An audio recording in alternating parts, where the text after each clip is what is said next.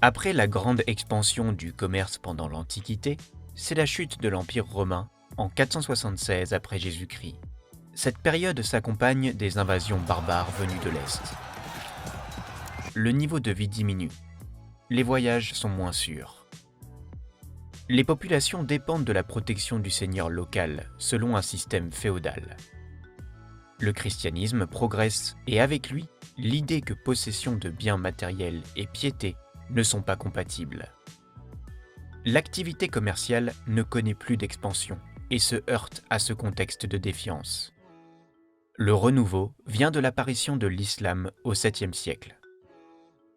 Dans les contrées musulmanes, le marchand acquiert un statut respectable dans la société.